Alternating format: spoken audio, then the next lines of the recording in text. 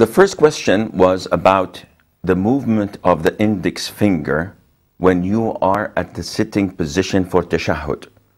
Now, the Prophet said, ﷺ, pray as you have seen me pray. Prophet of Allah, I did not see you pray. I wasn't present. But your companions, may Allah be pleased with them, they have given us the knowledge and they have described your prayer. So this means that in order for me to pray as the Prophet ﷺ prayed, I have to go and read and learn from the companions who described this. And when we go to this issue, I find that we have two hadiths. One was narrated by Abdullah ibn Amr ibn Zubair, Abdullah ibn Zubair ibn al-Awwam. May Allah be pleased with him. He is the son of Zubair ibn Awwam, who is the cousin of the Prophet ﷺ, and his aunt was also the wife of the Prophet ﷺ, which is Khadija bint Khuwaylid, may Allah be pleased with her.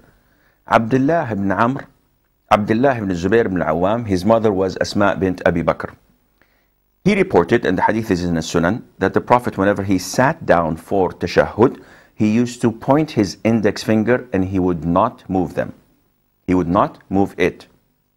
Now, Wa'il ibn Hujr, whose hadith is also in the Sunan, stated that the Prophet ﷺ, whenever he sat for tashahhud, he used to point his index finger, moving it, supplicating with it. So the scholars differed. Some of them did not realize this movement and said there has to be a logical explanation. So some of them said yes, he moves it by saying it once, La ilaha illallah, when he comes to Ashhadu an la ilaha illallah, and goes back again to normal. One says that no, you have to do it twice, Ashhadu an la ilaha illallah wa ashhadu Muhammadan abduhu wa rasuluh. One said no, you have to point without moving. Others say you have to point up and down. So they have different opinions. And which is the most authentic?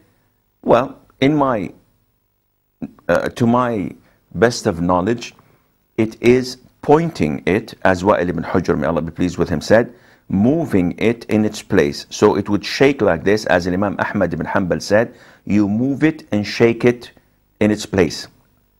What is the point of it? The Prophet told us in another hadith that moving it is so hard on the devil as if you are throwing the devil with fiery stones. It's very bad on the devil because it is a sign of concentration, and your mind is set on knowing and concentrating on what you say.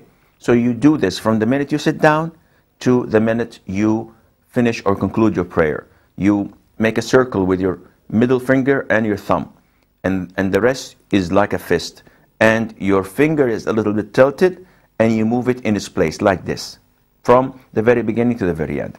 Now, this is a sunnah.